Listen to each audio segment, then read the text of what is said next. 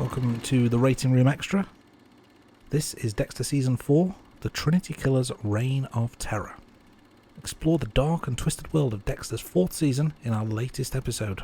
From the introduction of the Trinity Killer to the unforgettable finale, we are breaking down every suspenseful moment as we discuss Season 4 of Miami's deadliest serial killer.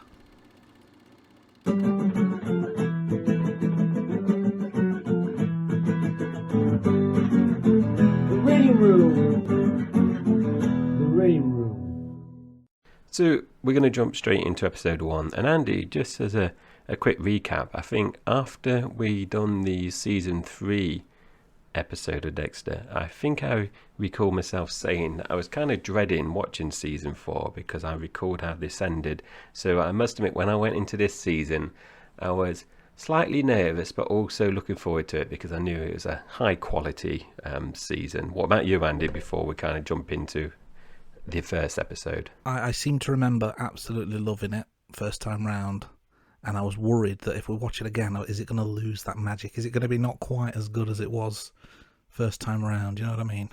So I guess we'll find out as we go through the episode and get to the scores later on, but I was a bit nervous about things not being so good the second time round.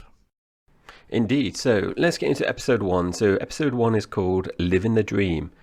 And Dexter is driving at night. It's a familiar inner monologue that we hear, isn't it? Where he does the whole "tonight's the night," as he's usually on the hunt for prey, isn't he? Well, I think we've seen that at least 3 times now. Yeah, and that's a good spot, Andy, because I know I said when I think it may be season 2. Do you recall when I said I started watching season 2 and the first episode of season 2 had the same kind of opening as season 1, and I thought I accidentally replayed episode 1. Yeah, exactly. It's a good spot where you've picked out there is a common theme here, because he does seem to be driving at night in each of the opening episodes, and he does, like you say, have this kind of monologue as well, kind of bringing the audience up to date as well, isn't he? Yeah, it's a callback to the good old days of Dexter. So you've got that familiarity, kind of like, dare I say, I know we never get away from James Bond. But you know, you get the certain scenes in James Bond where it's kind of the same scene over and over again in the different films. Bit of a tenuous link there, but you know what I mean, don't you? In terms of the formatting.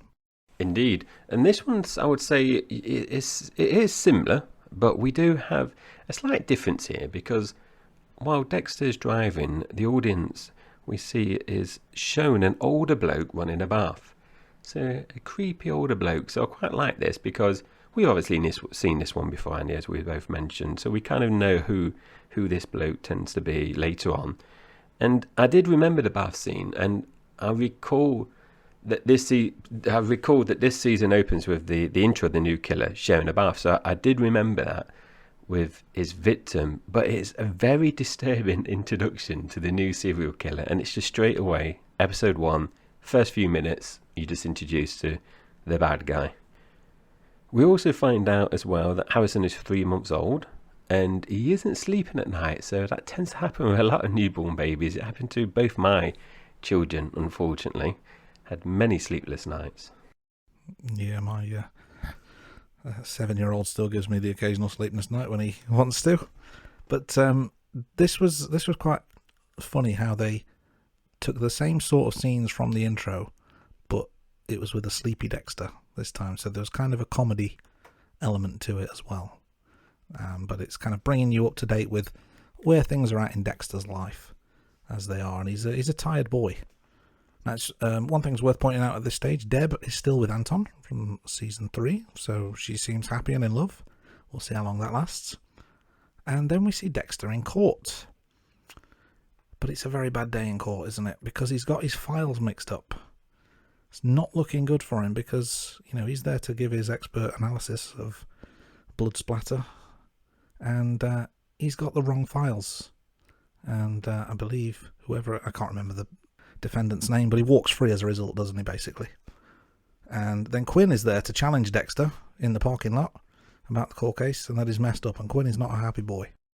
No, he's not happy, and it's very unusual for Dexter to fumble the ball, so to speak, while he's in court, because he's not like that at all. And talking of Quinn as well, we do getting introduced to the news reporter. Now, Andy, I did remember her, and I remember that she was very attractive, but I couldn't remember why she was significant at this point. I just recalled that there was a journalist, and Quinn takes quite a shine to her straight away. Yeah, Quinn is a bit of a ladies' man, isn't he? And I'm on, excuse me, I'm in agreement with you. Easy for me to say. I'm in agreement with you. I recognise her. I knew she was something fairly significant. I just couldn't remember who she was or what part she would play. But all will be revealed. Now back to Dexter. He's trying to get Harrison to sleep by singing. It's a standard thing you do, isn't it? That you sing your infant child to sleep. But he's not singing, I would say, a traditional nursery rhyme. It's not Twinkle Twinkle Little Star. He's actually singing America the Beautiful, which I thought was a very strange choice of song. It is a very strange choice of song. I used to sing to my kids Kumbaya, Andy, and they hated it. And it was the song that my mum used to sing to me when I was a kid, so that's why I used to do it. But getting back to Dexter, we do see Dexter, though, going to check out the criminal, the one that got loose earlier on because of the fumble. But then the audience is shown that Batista and LaGuetta are gelling it on. So there's a bit of romance as well going on there. Now, Lundy has also returned, and he's at the crime scene with Dexter. So quite a lot of things are happening in episode 1. Yeah, the Batista storyline has deviated because he'd fallen in love in the end of season 3, hadn't he, with the vice cop? Was it the vice cop? And then all of a sudden, it was. She's out of the picture.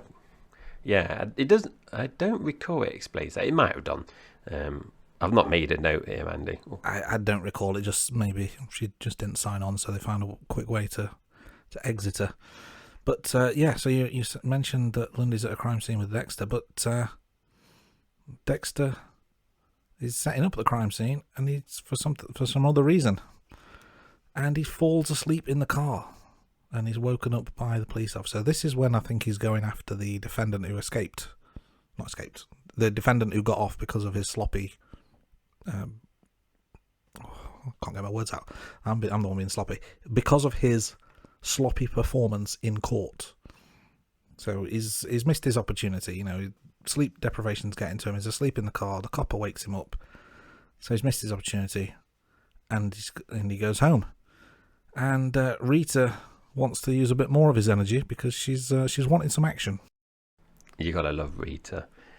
Now, Masuka. So we're introduced to Masuka again, and Dexter and Masuka figure out actually there is another murder that was committed in the same place as the bath murder as well. And Lundy is after this killer, and he starts to tell Dexter that the killer is called the Trinity Killer. Yeah, intrigue is being set early on.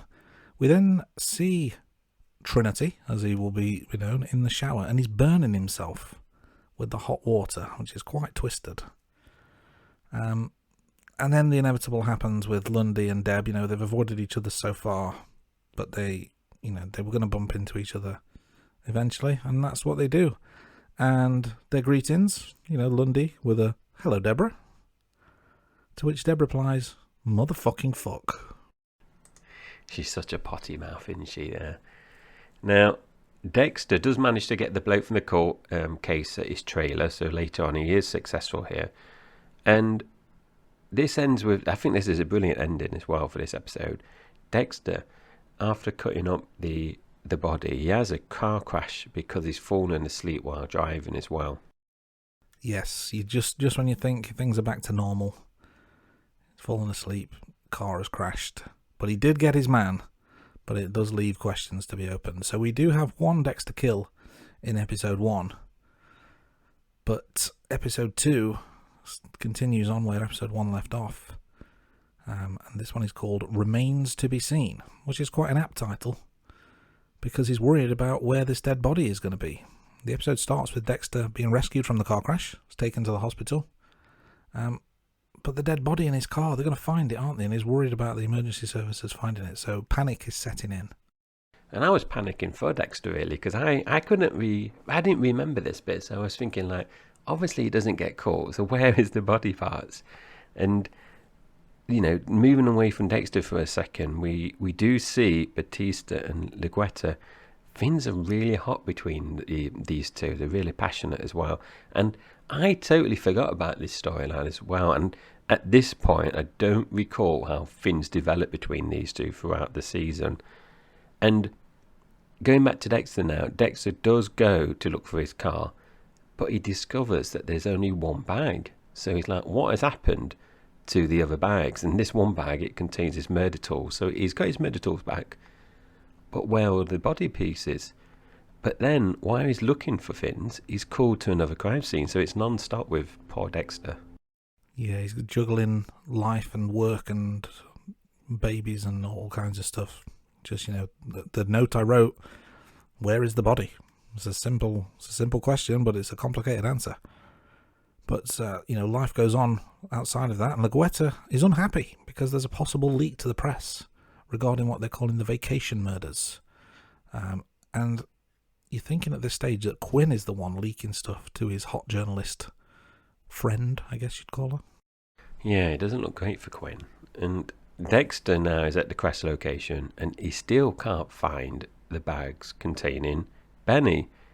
And he just can't remember what he's done with them because he's searched the scene and he's looking in the trees and the bushes and there's no sign of the bags being there. So does that mean someone's taken them? Did the police take them?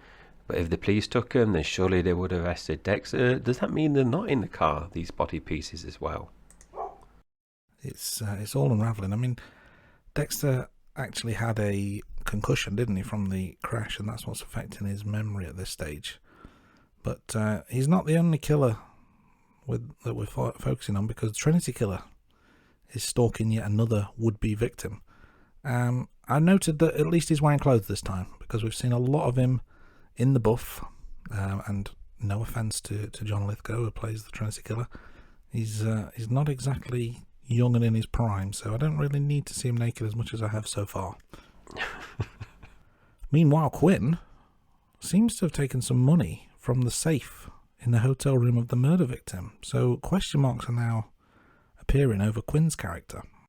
Yeah, Quinn is coming across a bit dodgy so far in this season. And I mentioned, I believe, Andy, in season 3, I said Quinn wasn't one of my favourite characters, and he's not started this season off in good faith as well. Deb and Lundy are interrogating a bloke who has been convicted of the 30-year-old murder case in the same house. However, they're interrogating him and they're really, really pushing to see if they can break him. But at the end, they conclude that this bloke is innocent for both of these crimes. So he did go to prison for a crime that he didn't commit. Meanwhile, Dexter frantically searching for the bags that are holding these body parts. He's forgotten his ID, and now he's even forgot his password on his work computer, so things are not really looking good for him at all. But the question has to be asked again at this stage, where is the body? Now, Quinn is pulled into Legueta's office about this journalist and, the dangers of pillow talk as well, which is, I think he takes it better because he takes it better because he thinks Dexter might have dobbed him in because he was expecting to be challenged about taking the money from the safe. So he's thinking, Dexter is kind of a bit of a Boy Scout, but Dexter hasn't told Legueta about Quinn. Now, cutting to Deb goes and talks to Lundy about her relationship with Anton as well, and sets him straight that there's nothing going to happen between her and Lundy, and there's no future for those two. Now, Lundy then explains why he's really there. So he's not here for Deb. He's tracking the Trinity Killer across the US. So they have a little catch up about this Trinity Killer. Yeah, nothing's going to happen between those two. Okay, we'll see. Meanwhile, Dexter's got a lead in the vacation killers case. There's multiple cases going on. The link is an STI and medication, which is quite the way of solving this. But getting back to his crash, Rita goes to pick up the car. Dexter said it was just a fender bender, nothing to worry about. So she goes to pick it up, and when she sees it, she is not happy at all. She goes into work to tell him off and to go and have a word with Maria, which I thought was a bit much. I do have a question, though. How did she get that far into the office so easily, but Dexter couldn't. I know he couldn't because he'd lost his ID, but Rita doesn't have an ID. So how the hell is she getting into the office so easily? That's a good point, Andy. Good catch there. And we jumping ahead, we obviously see the hoops that the Trinity Killer goes through to get in the building later on, don't we? So how does she make her way in? Unless she's got a pass. You know, she can keep a visitor's pass because she's family. There's some definite security issues to be raised there with Miami Metro. So Dexter is just under so much pressure. He's looking for the bags. He's sleep deprived. He's got Quinn moaning at him, and this just breaks Dexter. Usually he's so cool, but Dexter shouts at Quinn in the car park, and this is so not like Dexter. And Quinn is trying to be really nice to Dexter as well, but he's just not interested. And like I said, he's under lots of pressure, and he's trying to find where the body parts are. And like I said, he's juggling work. Harrison and also Rita is on his back as well. And like I said, this is not like Dexter to lose his cool at all. So this is one of the few times that the mask kind of falls off. It does very much seem like he's losing things, doesn't he? Losing control. But between this and some other scenes between Quinn and Dexter that we've seen so far, it begs the question, is Quinn going to be the new Dokes? Because they do seem to be building up this rivalry, seemingly out of nowhere, because I'm sure they were pretty pally in the last season, whereas now they seem to be constantly at each other's throats. So we'll see how that plays out over the course of season 4 as we continue. Meanwhile, Lundy is on the phone to Dexter, and we also see that the Trinity Killer is out walking a dog, tracking his next victim. Now, this next victim has loads of shopping bags, and he helps her with the shopping, walks to a house, and then he just gets rid of the dog, just releases it. But it's really late at night, so, where has she been for this shopping? She's back so late. And my wife didn't watch this with me, but she happened to be in the room when I was watching this episode, and she made a very valid point, Andy. If you're shopping that late at night, she might not have a car, but I'm making the assumption here that she does have a car. I'm trying to think. She does. I'm sure she gets in the car in the first episode, but maybe that's her friends or someone's. But yeah, she's either got off the bus stop end or she's walked to the local shop carrying loads of bags at night. It just doesn't seem logical. Surely you don't need all that now. It could wait until the morning.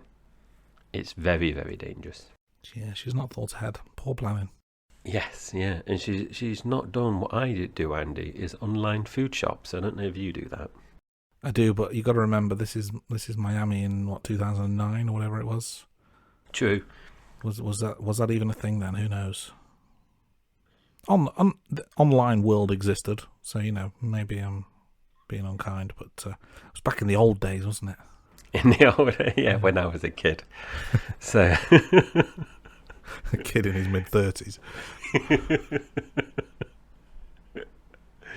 So getting back to Dexter. Dexter is back in the kill room now, and this is like the old kind of gym boxing arena, and he figures out where he stashed the bag, where he stashed the body parts, and they are suspended above the ring in a punch bag. Really, really clever. So he kind of outsmarted himself, really. And then Dexter finally makes it into bed, but Harrison starts to cry. Now, we're both fathers here, and I know that Rita's had Harrison all day, but I was thinking, surely Rita, I would have just nudged her and just said, it's your turn. So he seems to do all the night shift because Rita has Harrison in the day, but he's obviously working full time. Then he has his extracurricular stuff as well. It just seems a bit harsh on Dexter. I would say yes. Particularly as Rita, possibly even later on in this series, makes mention that she wants them to be a team. So, So, you've got to play as a team. Indeed. And a very quiet episode in terms of kills. 0 kills in this episode. Okay, let's move on to episode 3 then, which is called Blinded by the Light. Yeah, very similar name of a Kanye West song, Blinded by the Lights, if I'm not mistaken. Now, the episode opens with a community barbecue, which I would absolutely hate. Now, Rita has spoken to the doctor and she finds out that Dexter has a concussion because obviously, as Andy mentioned in the previous episode, he's kind of downplayed the little vendor bender. And she finds out he shouldn't be driving for 10 days. So this means Rita is now the designated driver for the whole family. Poor Dexter. Yeah, there goes his freedom. A funny quote from Dexter when they're talking about some vandalism, I think, that's going on. They're talking about crime in the neighbourhood, aren't they, basically, because they're all chatting to see what's going on. And Dexter makes the comment, the last thing we need is a dangerous presence in the neighbourhood, which I found quite ironic and amusing. Now, Dexter pushes Astra into the pool. Doesn't go down very well, does it? That, is she a teenage girl at this stage? She's at that awkward age. And Dexter's treating her like a kid, and that's really embarrassing for her. But we then cut to the Trinity Killer and his next victim. They're overlooking the docks. They're up high in this building, and he tells her that she needs to jump. Which is, I'm, at this stage I'm wondering, why doesn't he just push her? But I guess, you can tell if someone's pushed or not. But she does finally jump because he tells her that he's going to kill her husband and kids if she doesn't. So she jumps from the building to her death, and then he leaves a mark at the scene, which he draws with his finger. Very, very weird. And he kind of, at this point, you kind of think, does he unconsciously want to be caught? So he's like leaving a kind of subtle message that, to the police, to, maybe, he does want to get caught. Now, someone, after this community barbecue, someone has graffitied a face on Dexter's gate, and Rita takes Dexter to work, and he's just not enjoying this commute to work. And when this happened, I just thought of something that happened to me when I was younger, when my wife suggested we both get jobs at the same place and we could commute together. And I was thinking, like, oh my God, that just reminded me of her suggestion years and years ago. Yeah, you've got to keep business and pleasure separate, haven't you? There's got to be some mystery. Because let's say you took her up on that offer and you and your wife went to work together. You get back from work that day. Oh, how was your day? Well, you know how it was. I was with you. That's it. Nothing to talk about. It's a conversation over.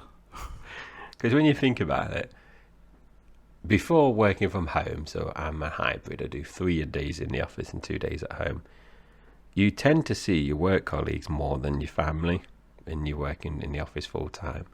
So it just means that you would see your partner all the time, and you just need that little space, I think. So yes, I put a stop to that. But yeah, like I said, this scene just reminded me of that suggestion. And she's not a great driver. She's been caught speeding 4 times. She's had easily over 4 or 5 accidents as well. So I've had to take off my blimmin' car insurance because he's pushing it up and up. So that's how bad it is. And whenever she brakes, I'm always like really overplaying it, where I put both hands on the dashboard all the time. Every time you like move forward, where she brakes. So yeah, we're both not very good passengers. Yeah, that sounds like a recipe for disaster. But let's not do therapy for your relationship. Let's stick to Rita and Dexter for the time being, because Rita is being very annoying, isn't she? Not just with the commuting, but just in general. I think she's being quite controlling and just I wouldn't like to be in Dexter's shoes. Yeah, she's definitely being a nag. Now, Quinn, he's trying to work on Dexter to keep him quiet, and he gives Dexter some tickets to this American football game. I don't recall. Well, I'm guessing it's a Miami team, Miami Dolphins maybe. I don't know, whatever the American football team is in Miami. But Dexter's not interested, and then pretty much straight away gives them to Masuka. So I thought that was quite funny, because they won't have been cheap, I don't think. No, not at all. It's a weird one, isn't it? Because it seems like Quinn's trying to be over nice. I think maybe it's trying to sweeten him up so he doesn't grass him up for the butter, not the butterfingers. What's the phrase? He stole the cash, didn't he? He's trying to butcher him up because he's got light fingers or whatever the phrase is. It's late at night. Quinn's a thief. That's what happened. I'll edit this. It'll sound beautiful once released the episode. Don't worry about it. But they go back to the crime scene of the woman who jumped earlier, and Lundy makes an appearance. And there's a bloke in the background using one of the trundle wheels that he used to use in school, where you had to like measure distances for whatever reason. Never used one since, mind you. I only ever used one in school. It's never come up in real life. Just throwing that out there. But he's not rolling it against the floor, which is odd. It's an odd visual. Now, Lundy thinks this is all part of the Trinity Killer routine. So that's interesting, Andy, because I didn't know what those measuring wheels were called. Trundy, did you say? I think they're called trundle wheels. Trundle. Because I nearly bought one not too long ago to measure my garden, but in the end I just got like this not tape measure. It's like a big tape measure that's on like a tube, and you kind of unroll it, and it's really long because I just needed to do some work in the garden. So, that's boring you, Andy. Let's get on to Dexter. Now, Dexter he's been dropped off by Masuka, and Masuka has this really big truck, which I don't know. You could say it doesn't suit him, but knowing what Masuka's like, it does fit his personality. So I don't think that is really surprising. And he comes into the house, and they're having a community neighbourhood meeting, and this must be the last thing he wants after a busy day at work. And I don't want to live in a community like that at all, Andy. Oh, just a bunch of nosy neighbours everywhere. No, I can't think of anything worse. But this neighbourhood watch scheme that they seem to be plotting, it's playing havoc with Dexter's extracurricular activities, shall we say. Now, there was the graffiti incident earlier, and Dexter's found a spray can, so he checks the fingerprints, and it's Jesse. Jesse is one of the neighbour kids. Jesse's the same kid that Astra was giving eyes to, wasn't she? She was quite interested in him. But it's his fingerprints on the spray can and the drink can, so it seems like he's got his culprit. But then, going back to the what will be the Trinity Killer case, Deb starts to link the jumper, the woman who jumped, Tala, I believe her name is, to an earlier suicide from 30 years prior. And as they're talking through the case, Anton makes an appearance. So we get a nice lunch scene with Anton, Deb, Dexter and Lundy. Very, very awkward, to say the least. It is very awkward.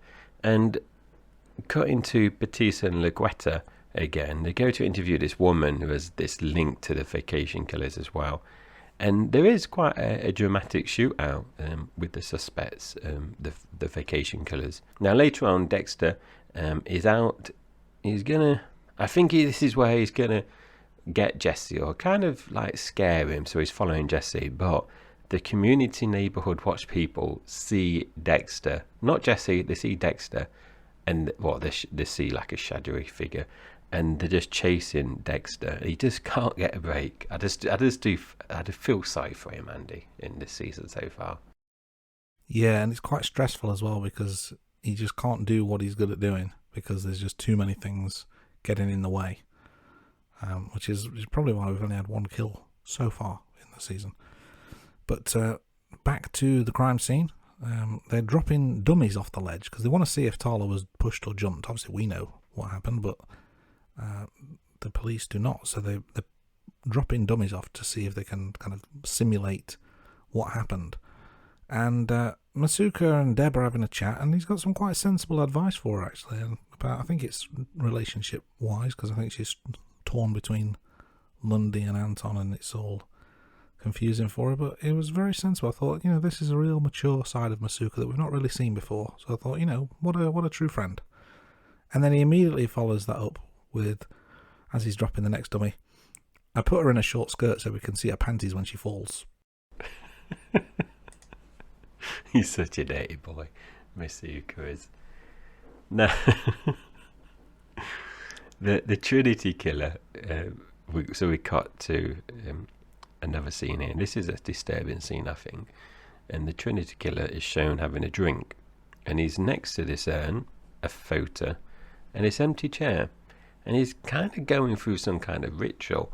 And I think this is the first time that we've seen someone like this in Dexter, where they have some kind of ritual, especially in terms of the main villain in Dexter. Yes, it's very Dexter-esque, isn't it? In some regards. But the jumper case is being closed, much to the annoyance of Deb. But she's persistent. She doesn't believe it's a suicide. She wants to continue with this. Quinn has a talk with Dexter about taking the money, and he doesn't take kindly to Dexter calling him dirty. No, so those who aren't seeing eye to eye at the moment. And carry on with Quinn here. We do see him, he's enjoying this massage, and he's talking to the journalist here. Yeah, that is one way to pump someone for information, isn't it? It is, yeah, and a very enjoyable way as well. And loose lips sink ships is the note I made. Now, meanwhile, Deb and Lundy are in some kind of bar restaurant, and they're going through Lundy's case, tracking the Trinity Killer. So they're just working through all the evidence and looking at everything. Now, Deb gets a message from Anton, and my note here, Andy, is this text message. She must have really bad vision because the text is very, very large. It's the kind of thing when I go around to my parents' house or something and they say, oh, the computer's not working, and you go onto it and they've magnified it to something ridiculous. And it just made me chuckle when I saw that. And does she have poor sight? Or back in those days, is that what text messages look like? I don't remember giant text messages like that, if I'm honest, from back in our day. But maybe that explains the attraction to Lundy, because she just can't see what it looks like. Who knows? But back in the neighbourhood watch kerfuffle that's going on, Dexter goes to confront Jesse. Turns out it's not Jesse though at all, is it? Plot twist. It's Andy, Jesse's dad. Dexter confronts him in the garage, and they have a bit of a fight. And the note I made here was that Dexter is acting like a shit Batman, because he's got the mask on and he can't really see who it is, and it made me chuckle. It was a fun scene, but Andy is the one doing it. He's clearly got problems. There's nothing too sinister about it. He's just a bit of a knob, isn't he? But Dexter doing his worst Batman impression did make me chuckle. And then off he goes back home, and as he's getting past the neighbour's security light comes on, hence the title Blinded by the Light, and he snaps and he gets a broom or something and smashes it. And the problem is Rita catches him doing it. And that's how we end the episode. No kills again in this episode. So straight on to episode 4, and this is Dex Takes a Holiday. Now, Rita and the kids are going on vacation, so not Dex though. He's not going on vacation.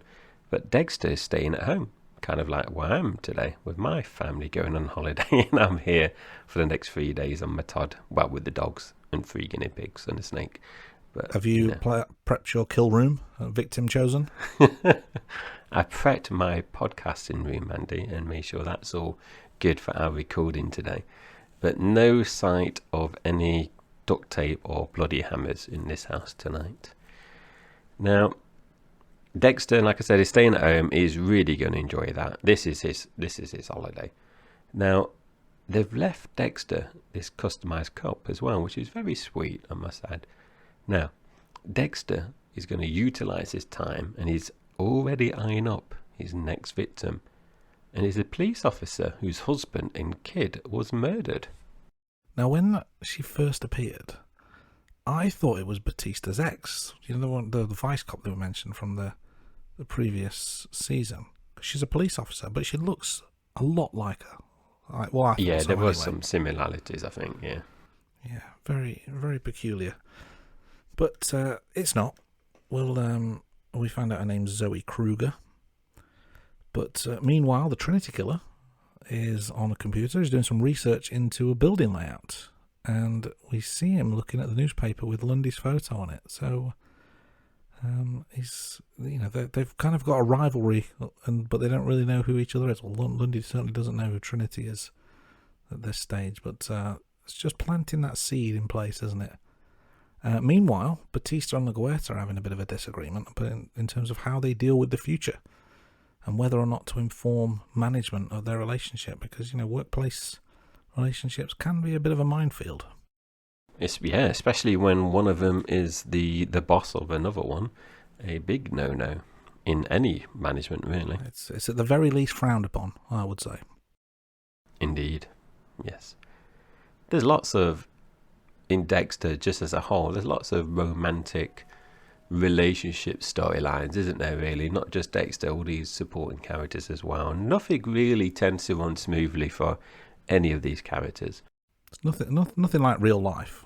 I don't I've worked in some places where there's some dodgy things going on, but not to that extent. No, not at all. And talking about relationships, there is trouble in paradise here for Deb and Anton. He makes some observations. He could be a policeman, really, about how Deb acts when talking to Lundy, and Anton is jealous of the situation, but it's unclear whether he knows about the past relationship at this point between Lundy and Deb. Now, we cut to the Trinity Killer, and it's night time, and he confronts this bloke in this alleyway, and this bloke's coming out of like a bar, and he's deliberately baiting him. And I'm thinking, like, what's he doing? Is he just trying to kind of entice him into this kind of side alley to like kind of kill him? But he's not. He just gets this proper beating as well here. And this seems to be part of the routine that he goes through in his killing cycle. It's really weird, isn't it? I thought it was quite disturbing, but I also found it quite amusing, the way he was just abusing this random stranger just so he could get beat up. I didn't write quotes down. I think I remember what he said, but I'm not going to repeat it because it's not appropriate. But the way he is just looking to get beat up, I found quite amusing, but psychologically it's very, very weird. He's a troubled man, is our Trinity. Meanwhile, Dexter is off to a house viewing, and he meets the woman that he's been tracking, Zoe Kruger, as we find out to be. And there's quite a funny bit where she asks Dexter if he's been married a long time, and he says yes, 6 months.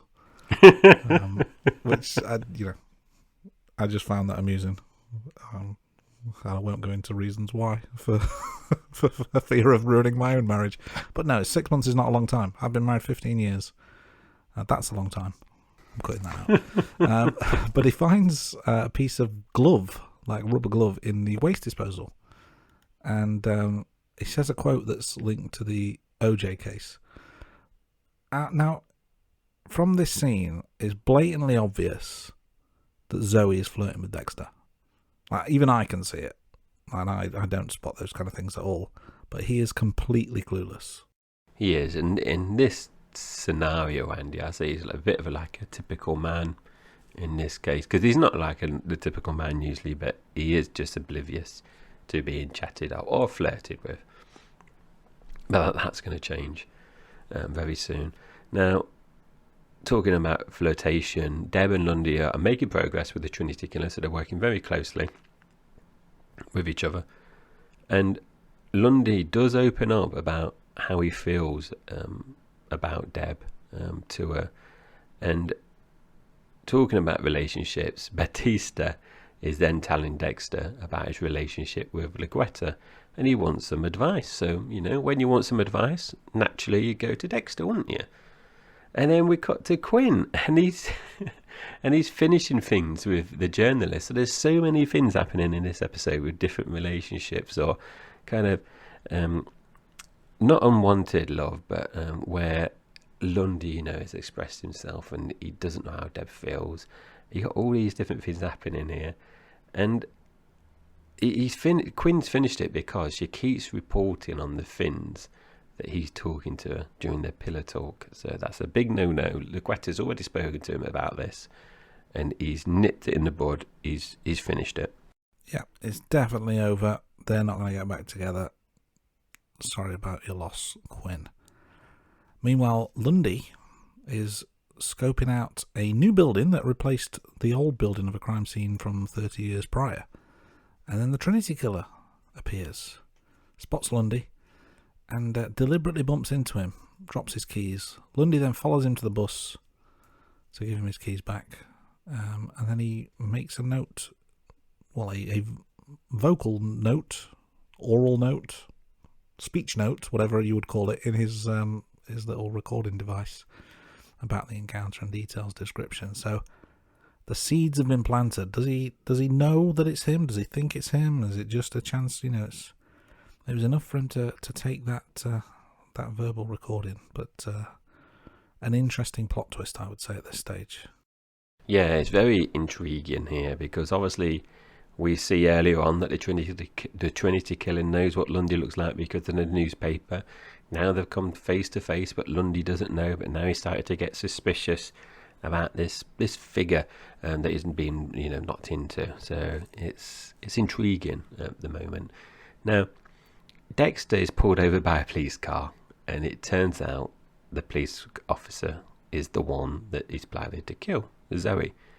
Now she knows who he is, so things haven't gone to plan here for Dexter. Now, he's debating whether to call it off or not, and he discusses it with Harry, his dad. Meanwhile, Lundy phones and leaves a message about the Trinity Killer, so there's lots of things happening in Dexter's life in this season. Meanwhile, Luquetta is, she collars Dexter, wants to talk about her relationship with Batista and advice on how to move forward. Yet again, our friendly neighbourhood serial killer is the one that people go to confide in.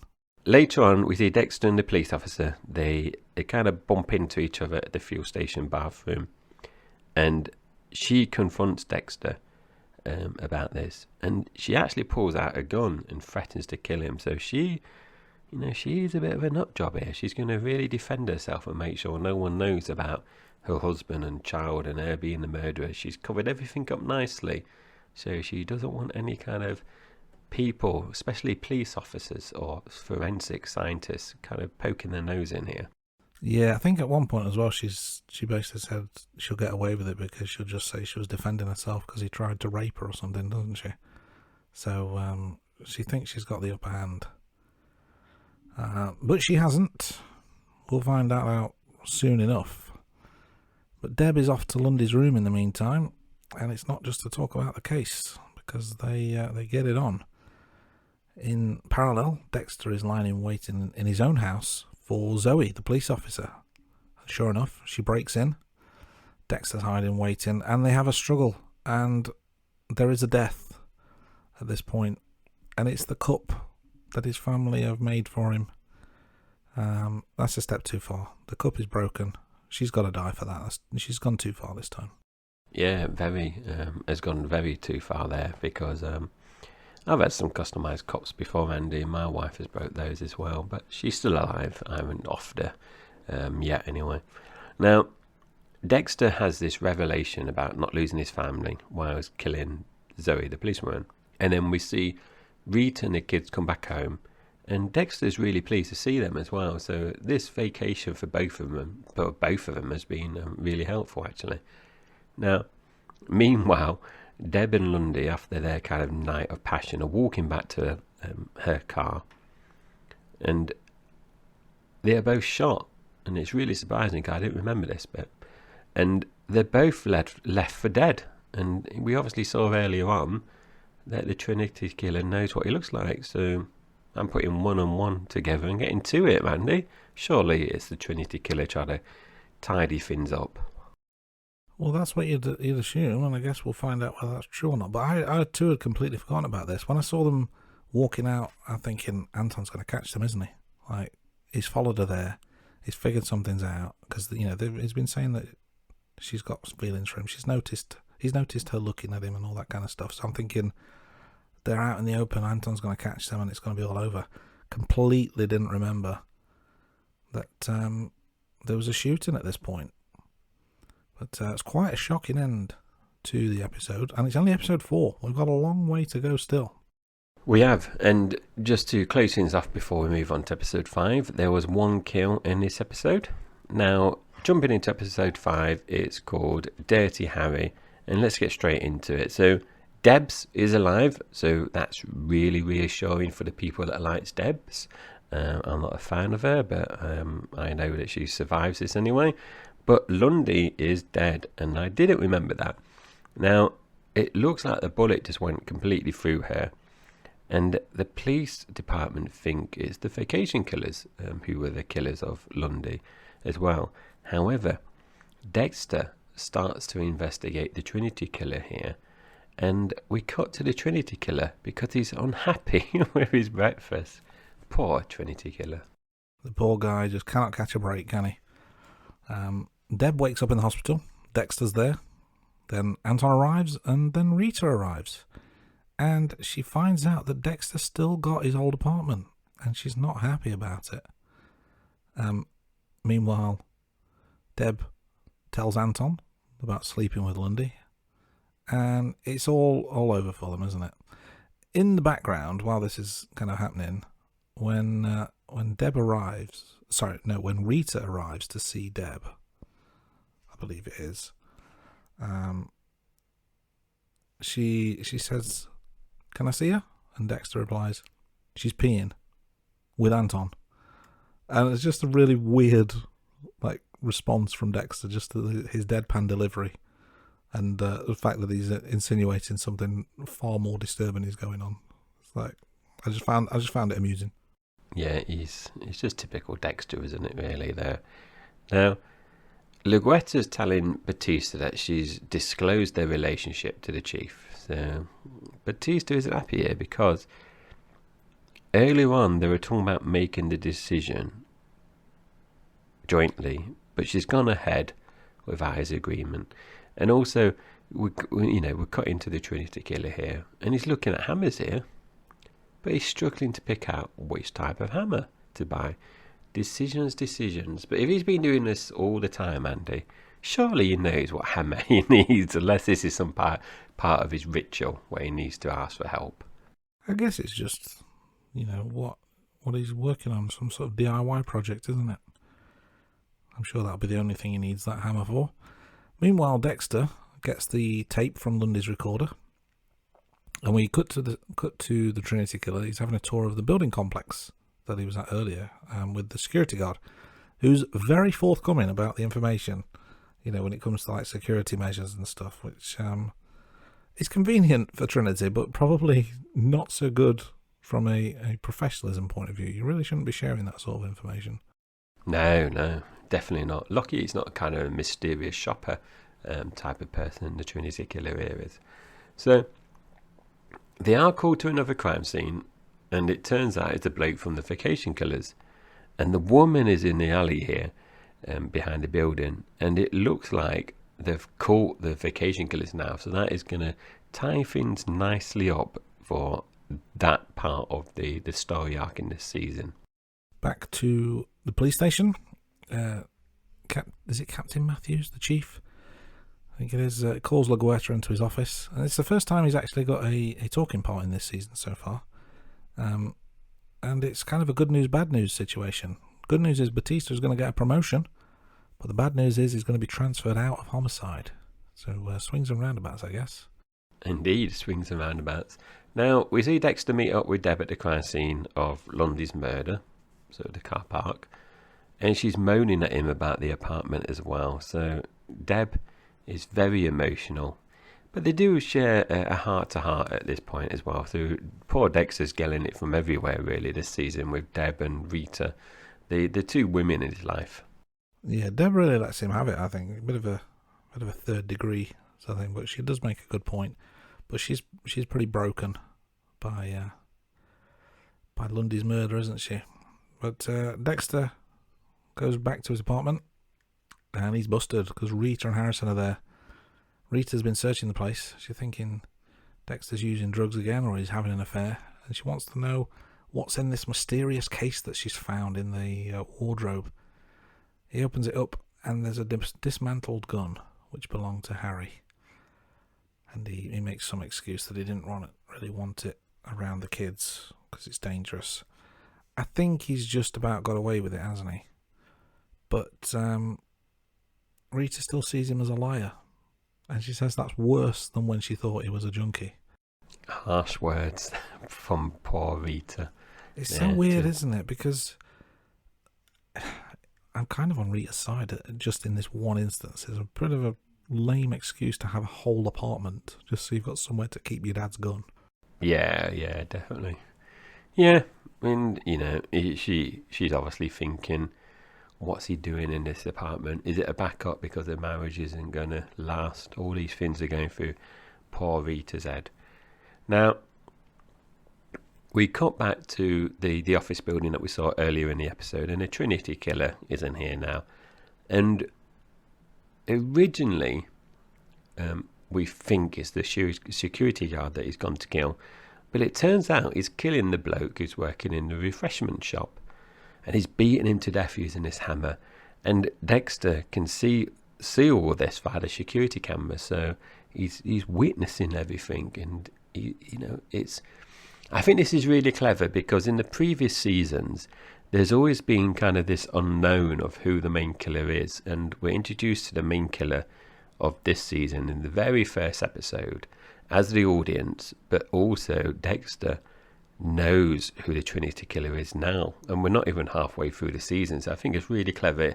And we know there's 12 episodes in this season. This is episode 5, so what's going to happen in these remaining episodes? Now, Dexter follows the Trinity Killer as he's leaving the crime scene because he wants to find out where is he, who is he, and we find out the Trinity Killer has a wife and kids, so that's very surprising. Yeah, I wrote down a quote. I'm not sure if it's an exact quote, but it's going to be close enough.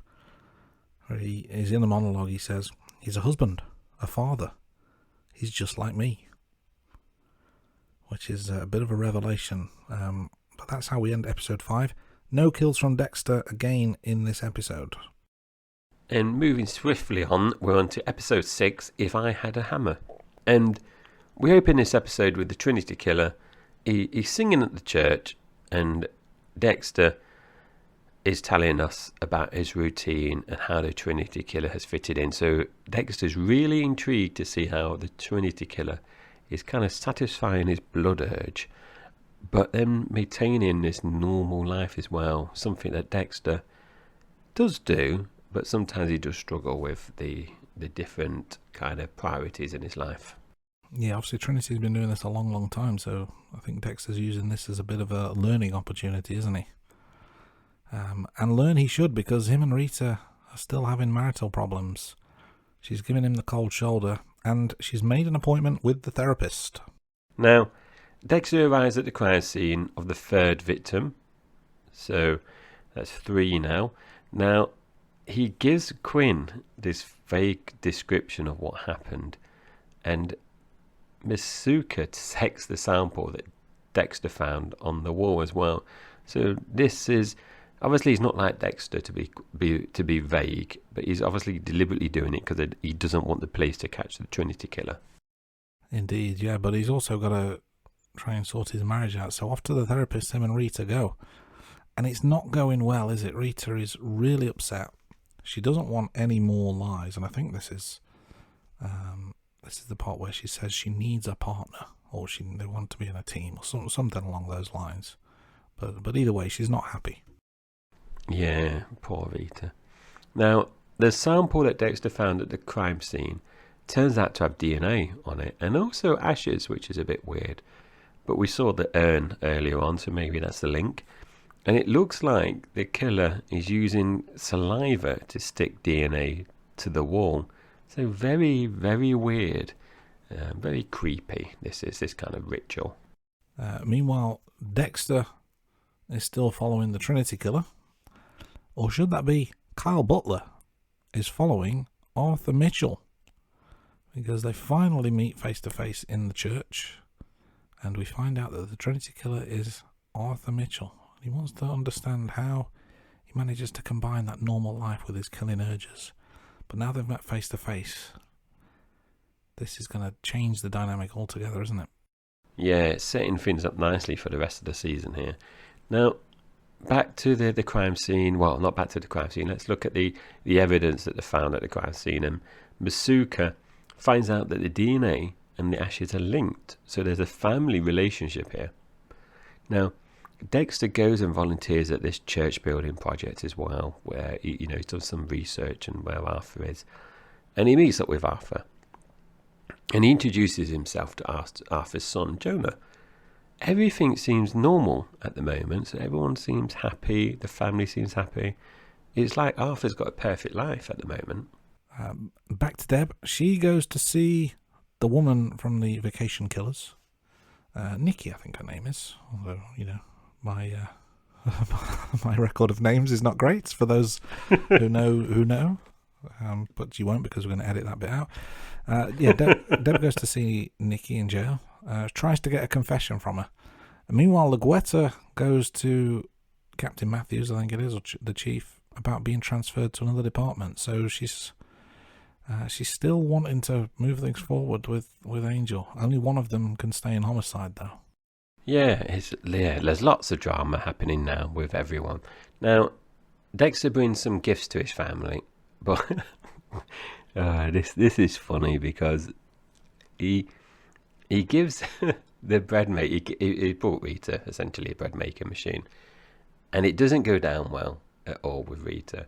And she makes this witty comment about having a cow when they run out of milk, and it's just it did make me chuckle.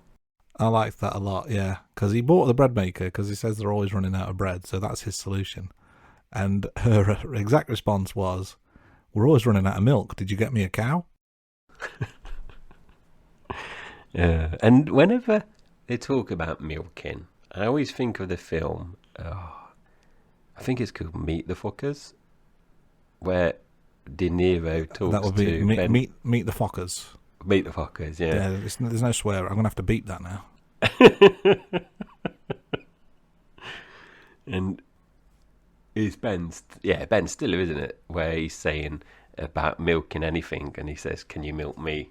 De Niro says, and then when this happened, it just reminded me of that film. I like that scene. Yeah, he's saying that you can. It was something about milking a cat, wasn't it? And De Niro says something like, "Oh, really? We can really milk a cat?"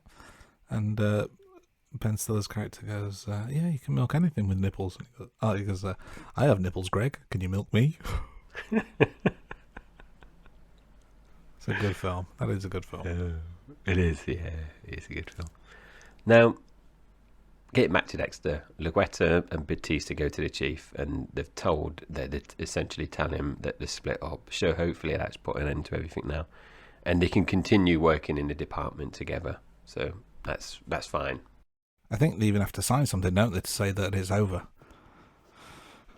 So yeah, it's they had a good run, but unfortunately, that's another relationship in Dexter that is over.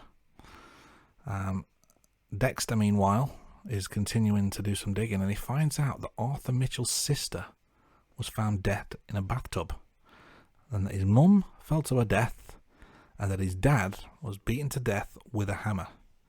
I think it's safe to say that Dexter's figured out the pattern, hasn't he? Yeah, he's a clever boy. He's got to he's figured out the mystery now of the ritual. Now, he's also found now, as part of his research, that Arthur uses the church building work to disguise where he's moving and the kills and the locations as well, so he can move freely across America, keep doing this ritual. And the dates of these locations in terms of the church work reconcile with the dates that Lundy has with his work as well. So it's all kind of fitting nicely together. It is. Dexter goes to see Arthur, and he sees the sister's ashes and picks up the urn, and Arthur grabs Dexter by the neck. His mask has slipped, hasn't it, at this point? You see that kind of real Trinity side of Arthur for the first time. But they manage to smooth things down, and Arthur even gives Dexter some tools for the next build that they're going to be doing. But that's a very pivotal scene in the or the Kyle-Arthur relationship as it is, because obviously he doesn't know his name is Dexter. Later on, we've got a really creepy scene with Arthur. Yes, we're seeing him naked again. And his wife are having a bath together. And this is eerily similar to the murder from episode 1. It's really, really creepy. Meanwhile, Dexter has had a bit of a breakthrough in therapy. And it looks like maybe him and Rita are going to be fine after all. Turns out, all he needed was a shed. So Deb knows that the vacation killers didn't kill Lundy, so I wonder who that is then. Who killed Lundy and shot Deb? And just to quickly summarise, there were 0 kills in this episode. So that brings us to the halfway point of season 4 of Dexter. Let's put a pause in things for now, shall we? And we'll call an end to this episode. But we'll be back very soon with part 2 of season 4 of Dexter. Right here on The Rating Room.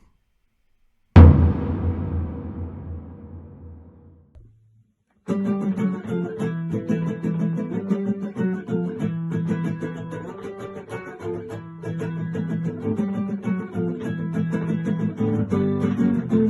Rating Room